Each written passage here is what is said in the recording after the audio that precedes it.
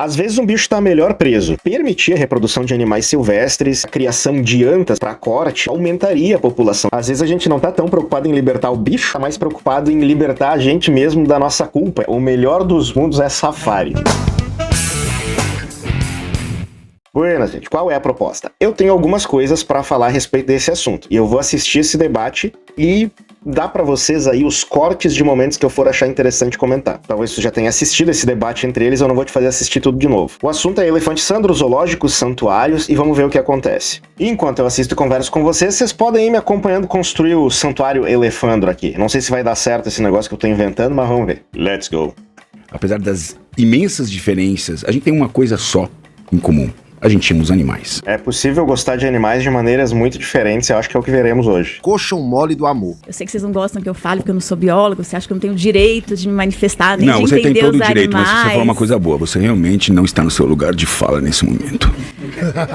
Você ataca o zoológico de uma maneira... Quando você fala aprisionar animais, você então está considerando que esses zoológicos que nós consideramos como bons também aprisionam animais. Não. Aqui eles estão falando do papel dos zoológicos na reprodução de animais para reintegração de populações deles na natureza. A gente fala assim, é importante preservar. É importante a conservação das espécies. E aí eu pergunto para vocês, a gente tem um urso polar no aquário de São Paulo. Que teve filhote. O urso polar, se eu não estou equivocada, ele tem que ficar com a mãe durante 2, 3 anos. Vai aprender tudo com a mãe na natureza. Como é que você vai pegar esse filhote e um dia reintroduzir ele? Uma reintrodução é feita com trabalho? Mas não se abre uma gaiola e deixa o bicho embora. Como que você vai ter reprodução algum por reprodução, reprodução, reprodução por reprodução não é conservação. Essa questão da reprodução em cativeiro é bem polêmica. Os santuários costumam proibir isso aí, até onde eu entendi, porque tem aquela questão moral e ética também de fazer surgirem novos indivíduos que vão acabar ficando em cativeiro. De novo, tu gera novos animais presos em habitats artificiais, por assim dizer, porque santuário não é o céu para um animal, apesar do nome ser bonito. É geralmente o lugar onde o animal fica até poder ser devolvido para a natureza, seria o ideal, né? Ou até ser, ir para um lugar melhor, ou até o fim da linha. E os santuários, eles geralmente estão olhando mais para o bem-estar do indivíduo, animal mesmo, do que para a espécie. Então não é um criadouro, até porque eles não têm espaço infinito. Mas quando a gente olha para a espécie, para a preservação ecológica, é óbvio que reproduzir animais em cativeiro é uma ótima ideia, e é por causa disso que a gente tem algumas espécies existindo ainda hoje, como o panda, o mico-leão dourado.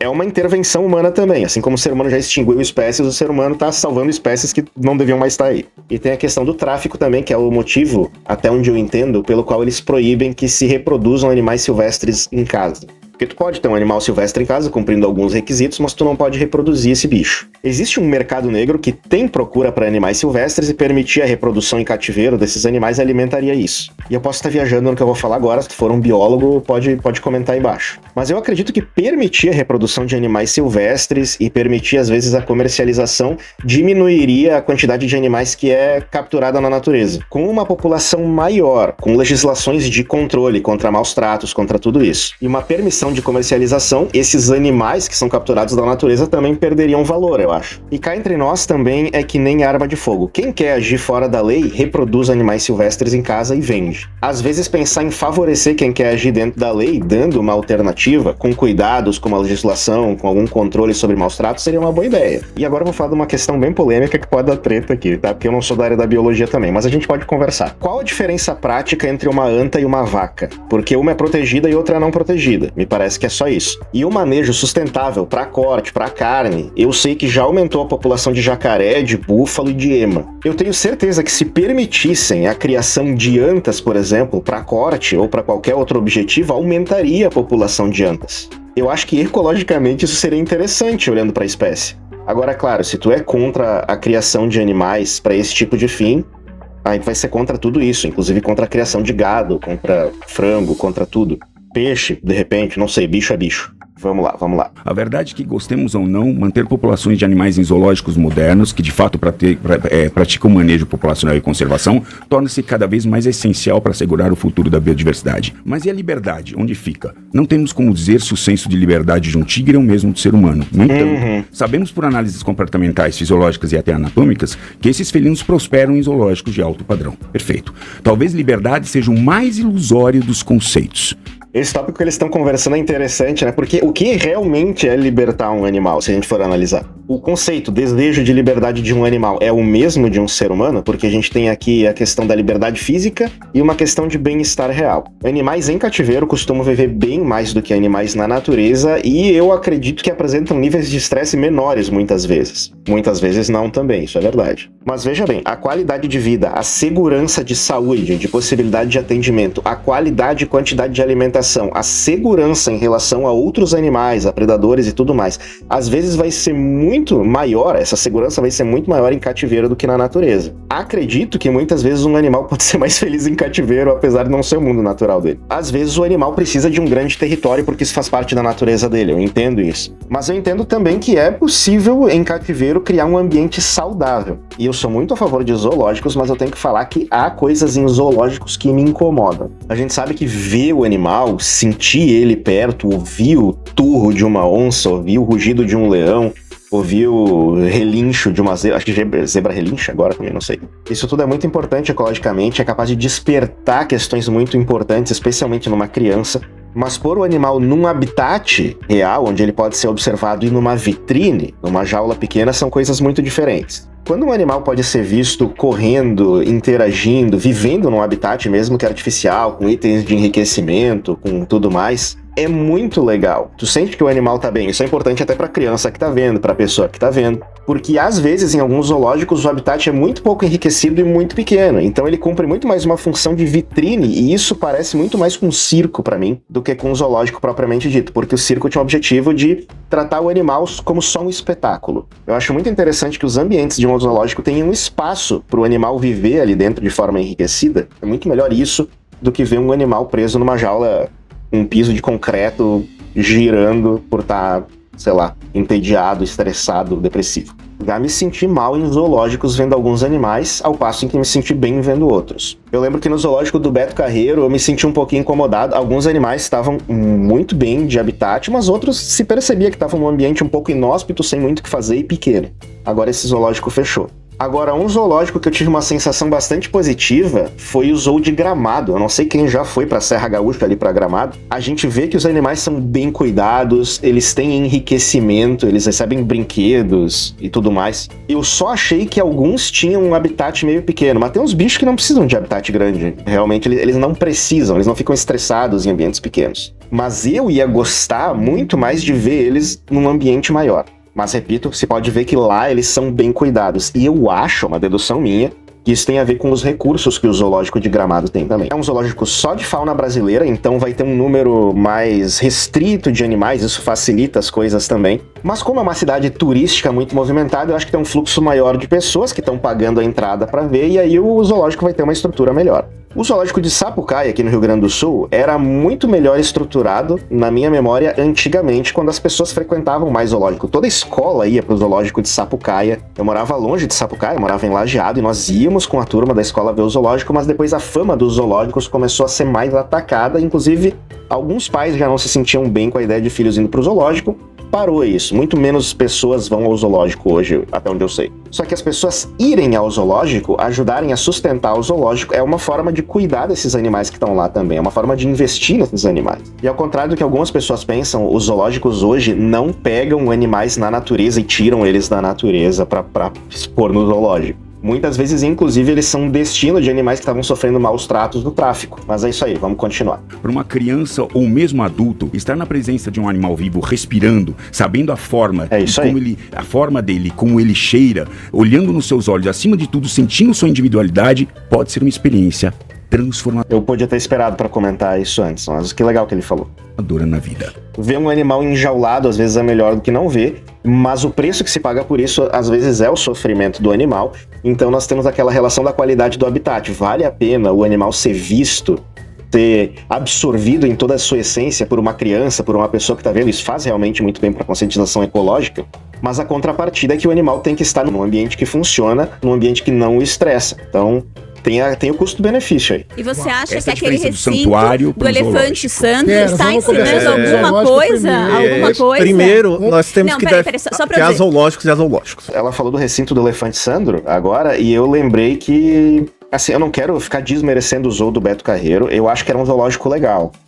Mas eu senti isso dos habitats pequenos, eu não entendo muito do assunto. E eu vi um elefante lá que nos chamou a atenção, a minha esposa, que ou ele tava em algum quadro de estresse, algo assim, ou ele tinha alguma deficiência mental, não sei também.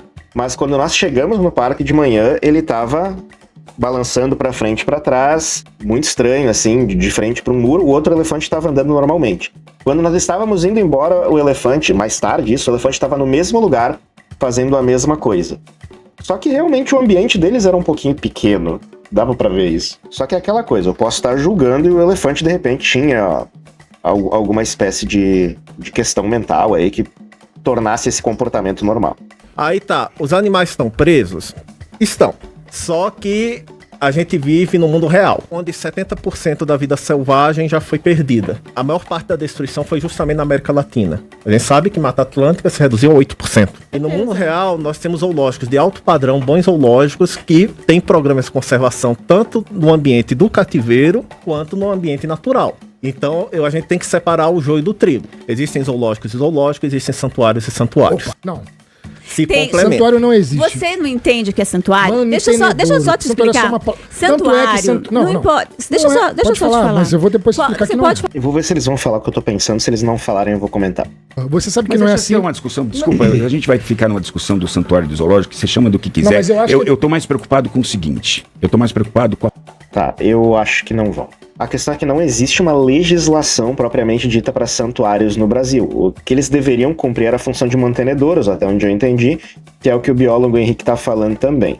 Então, um santuário é um nome bonito, realmente. Então, dá a impressão de algo impressionante. E eles poderiam cumprir essa função justamente de dar animais para os zoológicos ou para ambientes melhores. O que eles acabam fazendo, às vezes, é acumular animais. A questão é que, por não ter uma legislação muito específica, acaba havendo pouca fiscalização também em relação a santuários. Não existe o mesmo tipo de cobrança fiscal que existe em relação a um zoológico. E isso abre espaço para muitas faltas de profissionalismo. Aí entra essa questão das várias mortes de animais também em santuários, e não mortes de velhice, mas mortes por descuido, por descaso, como por exemplo de uma elefanta... Elefanta ou elefou? Agora tô confuso. Que morreu por comer um fruto espinhoso do cerrado e perfurou o intestino e tudo mais. Ou até do chimpanzé lá, o Black, que saiu do zoológico, foi enviado para um santuário, que eu acho que é lá em Piracicaba também mesmo, e em pouquíssimo tempo desenvolveu diabetes e morreu por causa dos problemas de alimentação que existiam naquele santuário. Pelo que eu vi, é bizarro. Eu dava o iogurte com chocolate,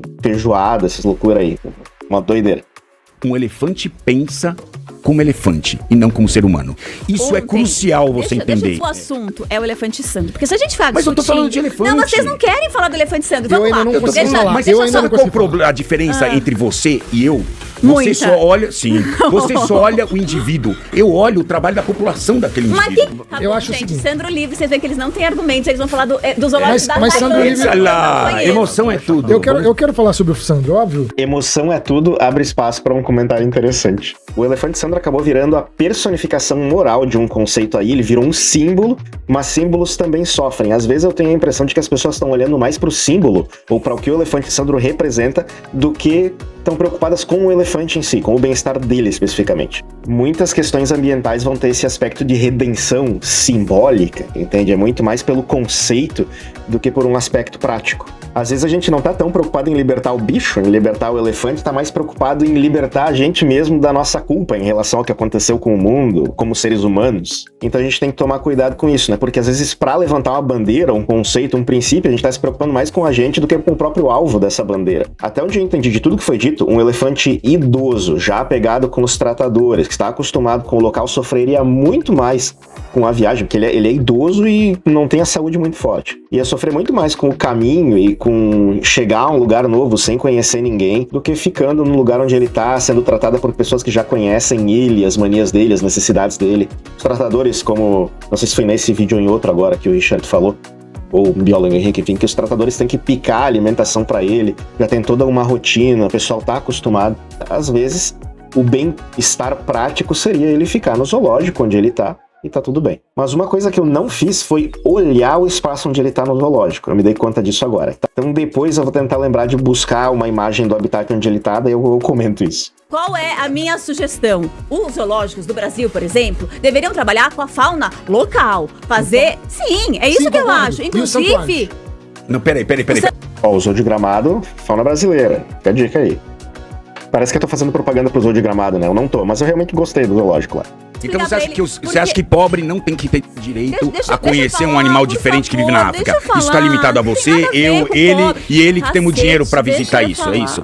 Coitada das crianças que não podem sentir o cheiro, ver o formato do animal, segundo o Jane Goodall aqui tá dizendo aqui como é importante. Ela aprendeu tudo o que? Eu sei que eles estão com vontade de falar, eu tô concordando com o Henrique, com o Richard até agora, no que foi dito, mas deixar a Luísa Mel falar pode ser uma coisa boa pra eles, porque aí vai vir à tona. Se ela tá errada, isso vai vir à tona. É como aquele conceito de que o que favoreceu o nazismo não foi a liberdade de expressão que os nazistas tinham, mas a falta de liberdade de expressão que os opositores tiveram. Se o argumento dela tá errado, é melhor deixar ela falar. Segura o coração aí, deixa falar. O mesmo vale pra eles. Eles estão falando muito, daqui a pouco vão falar alguma bobagem. Talvez o risco é real. Agora temos uma decisão importante pra tomar. Indiano ou africano? Elefante asiático, elefante indiano teria mais a ver com o assunto aqui, mas o elefante africano é maior. Aqui no Planet Tycoon, o nome é Planet Zoo, fica aí a propaganda. Eu acabei misturando o Zoo Tycoon, que é um jogo que eu jogava muito antigamente, com o Planet Zoo. Eu fiz tudo com temática africana, vou usar elefante africano, vai ser isso aí. Eu não tava pensando até agora. O elefandro vai ser africano na nossa versão, no nosso mundinho paralelo. O Sandro, ele não consegue dormir como ele tem que dormir, é isso? Elefantes podem cochilar em pé, mas ao contrário do que muita gente pensa, eles têm que deitar para entrar em sono profundo. Mas elefante tem dificuldade de deitar em terreno plano e não deita em substrato duro. É por isso que se você vai em zoológicos de alto padrão, as áreas de manejo costumam ter montanhas, pilhas de terra ou de areia e ter pontos de apoio para o elefante deitar e levantar. Não tem. Isso não tem em então Sorocaba. Ele não tá dormindo, vocês estão entendendo? Ele não dorme, ele tá com privação de sono. Não é conclusão, é ciência. A cama de um elefante é um monte de areia. Só isso. Coisa que dá pra resolver lá. Um monte de areia. E por que vocês não resolveram? Não é? Tá tudo errado. Não tem o tanque, ele não tem lama pra ele. Ele não dorme, ele tem privação do sono, que isso acarreta como que fala? Que ele fica balançando um comportamento... Pêndulo, né? Ele tá sofrendo isso. Caraca, eu acabei de ouvir um negócio que talvez foi o que eu vi lá no... que eu comentei antes, gente. Que eu vi lá no zoo do Beto Carreiro. Ele não tem outros elefantes, todas as... Então, é privação de sono, talvez, o que eu vi naquele momento. Privação de sono, olha só. Pode ter sido isso, né? Mas aprendi algo novo sobre elefantes definitivamente hoje. Olha que legal. Os estudos dos maiores zoológicos... Legal não, é trágica a situação que eu narrei, mas é possível que fosse isso aí mesmo. Então a gente tá comprovando todas as barbaridades que estão acontecendo no Sandro, que é vítima de o quê? De ficar só exposto pra pessoa, vi um elefante, que bacana. Isso não ensina nada, isso não é educação. Tá comprovado que isso não é bacana. Bom, gente, só pra falar sobre a qualidade dos ambientes aqui, ó, tem que pôr num ambiente aquilo que faz sentido pro elefante, né? Nós estamos falando de santuários e falamos da elefante que morreu por comer um fruto espinhoso do cerrado. Porque um elefante não é feito para vegetação de cerrado. Então o bioma de pradaria africana vai ser compatível com um elefante africano. Esses cuidados são interessantes. A morte dessa elefante vem a reforçar isso, não é? Santuários e zoológicos não são adversários. O santuário é um aliado do zoológico moderno. Ele quer dar abrigo para animais que... Outra saída seria a eutanásia. Outra, você teve um elefante que morreu lá porque comeu um espinho. Ai, peraí, elefantes comem espinhos na natureza? Comem espinhos, mas o animal não morreu por causa disso. Ele não morreu por conta disso. Não tá no laudo. O que consta Aí, eu estou aprendendo. O laudo é que o animal tinha no trato digestório. Não, ele não disse. Ele não é isso que tá no laudo. Não é isso que tá no laudo. O laudo tá escrito lá. Não é isso que tá no laudo. Encontrei um corpo diferente. Tá no laudo. Pode baixar no link do bio no meu Instagram. Eu quero aproveitar para vocês para mostrar o zoológico. O Santuário Elefandro. Que é mais um safari, né? Porque é aberto para visitação pública. Mas tá maneirinho, ó. Um espaço muito grande. Aqui eles podem olhar pelo vidro, os bichões, pros lados. É um vidro grosso, por isso ele é um pouco opaco, né? Que é elefante, afinal de contas. Mas não é algo que incomoda os animais quando a gente considerar o tamanho. A galerinha tá curtindo muito aqui, ó. Não tá morto, tá, galera? Tá respirando. Aí, se fosse um elefante, ia tá de boa aqui, hein? Pra encerrar nossas últimas considerações... Vocês comeriam um elefante? Não, ele não comeria. Se fosse manejo. Não, porque é muito grande. Deixa seu Isso like, dá cancelamento. acompanhe agora esse novo podcast onde a gente discorda de tudo. O humor do Richard é mas muito a bom. gente discute. Bom, gente, o resumo da ópera é que o Elefante Sandro vai ter que ir ao santuário, mas como eu falei, eu vou procurar com vocês aqui o habitat dele no zoológico e aí eu vou tecer alguma opinião. Antes de viver aqui, o elefante Sandro foi um animal de circo. Em 96, ganhou uma companheira. Dividiu o espaço com ela até 2020, quando a fêmea adoeceu e morreu. Ainda que elefantes machos não sejam de manada, ele estava acostumado a ter companhia, isso pode ser levado em conta. O Sandro é um elefante idoso. É alimentado pelos tratadores, tem cuidados de saúde, mas não é o suficiente, na opinião de ambientalistas. O Sandro deve deixar o zoológico de Sorocaba. O destino será um abrigo em Mato Grosso, onde vivem atualmente 6 elefantes fêmeas.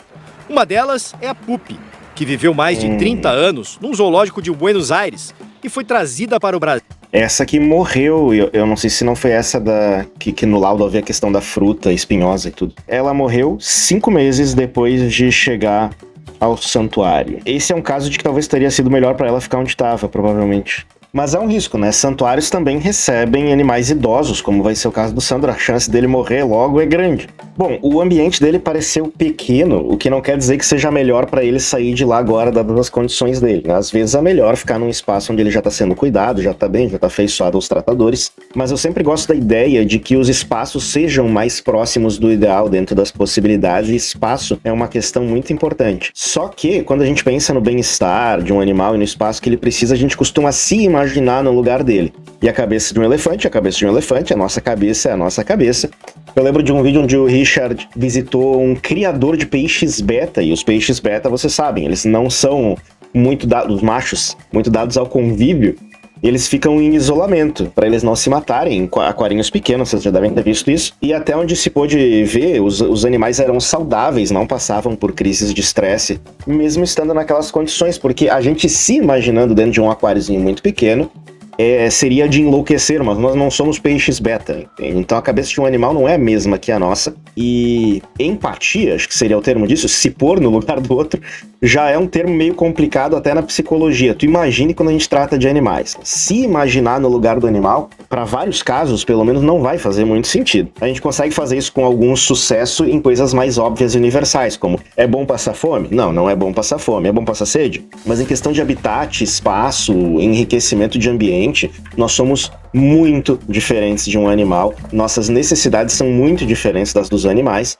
E as próprias diferenças entre os animais também são muito grandes. Às vezes, um animal vai estar melhor preso. Eu lembro de um exemplo que C.S. Lewis usou em um livro que eu acho que é Cristianismo Puro e Simples, não estou muito certo disso agora, mas era algo como um cachorro que está dentro do pátio de um bom cuidador, com um bom pátio para correr, com uma boa vida, com boa alimentação, com bons cuidados. Ele olha pra fora, vê um cachorro de rua e tem inveja da liberdade daquele cachorro, mas ele não faz ideia de quão difícil é a vida daquele cachorro que tá vivendo na rua. A aplicação cristã que ele fazia é que às vezes Deus nos pede coisas que parecem ser impedimentos, mas na verdade são pro nosso bem. Deus é um pai que ama, e um pai que ama sabe entender que o filho não entende todas as coisas e precisa de limites. Se tu conhece bem o contexto do santuário e o contexto do zoológico, o melhor que eu pode comentar embaixo também. Mas agora eu vou dar uma opinião pessoal, e a minha opinião é: o melhor dos mundos é safari. E aí, claro, podem haver safaris ruins e safaris bons, mas no safari tu resolve esse problema do espaço e do confinamento, ao mesmo tempo em que tu dá a possibilidade de que pessoas estejam inseridas no ambiente onde os animais estão convivendo e até predando eventualmente, porque se a gente quer o animal livre na natureza, idealmente, a predação de um safari não tem nada de ruim. Safaris costumam funcionar em grandes propriedades, até em fazendas às vezes, e tem passeios guiados, a pessoa consegue transitar, geralmente dentro de veículos. Nós tínhamos o Pampa Safari aqui no Rio Grande do Sul, eu acho que não está mais funcionando. Mas nós temos o Parque das Aves do Paraná e o Bioparque no Mato Grosso, acho que é. Não, é Bioparque do Pantanal e é no Mato Grosso do Sul, ali agora. É uma ótima alternativa para turismo, para quem quer ver animais e para educação ao mesmo tempo. Mas não adianta imaginar que safari é o melhor dos mundos, sempre, assim como não adianta pensar isso de santuários. Mas é claro, eu concordo que safaris fazem mais sentido com fauna nativa, não com animais exóticos. Para animais exóticos eu vou concordar que a melhor alternativa é existirem zoológicos e santuários, mas com uma boa fiscalização. E o resumo de tudo isso que a gente conversou agora é que é preciso uma legislação mais firme para santuários, porque é importante que santuários existam e é importante que zoológicos existam, mas os santuários têm o problema de uma menor fiscalização por não haver uma legislação mais específica, e é preciso que haja. É justo, porque também é um órgão importante. A gente costuma escolher times e endeusar uma coisa e jogar outra no inferno, mas na maioria das vezes a sabedoria mora no equilíbrio. É preciso entender que as duas coisas têm funções diferentes e que são importantes, mas que elas precisam funcionar bem. Se o zoológico funcionar bem, não é preciso enviar um elefante sandro para um santuário. Então é legal a gente fazer uns pics aí para ajudar a sustentar santuários, mas é importante a gente entender, procurar se informar sobre o contexto deles. Assim como a gente deve se informar sobre políticos, por votar neles, por dar nosso voto, a gente deve se informar sobre como funcionam as coisas para as quais a gente desembolsa dinheiro. E é por isso que igrejas que são transparentes em relação às finanças são tão importantes também. E quanto a zoológicos, a diferença é que tu consegue ver como está o animal, mas visite zoológicos. É importante a gente expor esse desejo que a gente tem de que os animais estejam bem ambientados, de que a gente quer ver os animais felizes em espaços maiores, com enriquecimento, mas os zoológicos precisam de dinheiro, então visite os zoológicos porque é pro bem do animal também. A gente não precisa querer destruir uma coisa para querer o bem de outra. Se tu gosta desse tipo de conversa, curte, comenta, vamos conversar sobre isso porque esse é um assunto que precisa ser conversado também. Não adianta eu simplesmente ficar derramando informação aqui. Eu acho que esse é o tipo de conversa que a gente cresce só desenvolvendo a conversa mesmo. Especialmente porque eu levantei uns tópicos bem polêmicos aí, como a questão da criação de antas, manejo de antas. Vou mostrar para vocês como é que tá o meu santuário de elefante, porque eu encontrei a solução pro elefandro e vim para o meu... Isso aqui é um zoológico, não é um santuário. É um zoológico aberto a visitações. Não acho que seja um safari, mas é quase uma experiência de safari, porque a pessoa se põe no meio do habitat. Olha, eu sou um gênio. Estou com vários elefantes agora já transitando por aqui. Ó, enriquecimento, gente, são coisas para os elefantes se divertirem, tá? Piscinas de lama, aqui um laguinho de castores, aqui nós temos pneus para eles jogarem. Eu tive que fazer essa gambiarra, então dá sempre o alerta de animal que fugiu, mas eu tenho uma pontinha de grade que passa por aqui, quando eles passam por cima dá alerta de fuga, mas eles não fogem, na verdade. Aqui temos um elefante brincando no irrigador, extremamente divertido. Aqui um filhotito. Já cobri de árvores esses ambientes e vou mostrar para vocês o ponto de vista de um visitante aqui, relativamente, tá? Pode se escorar na cerquinha e observar os elefantes no seu habitat lá de baixo. Acho que ia ser bem legal um passeiozinho desse, hein? Os visitantes podem estar nesses ambientes, que tem várias coisinhas para comer, para beber, para se divertir, mesinhas, bancos.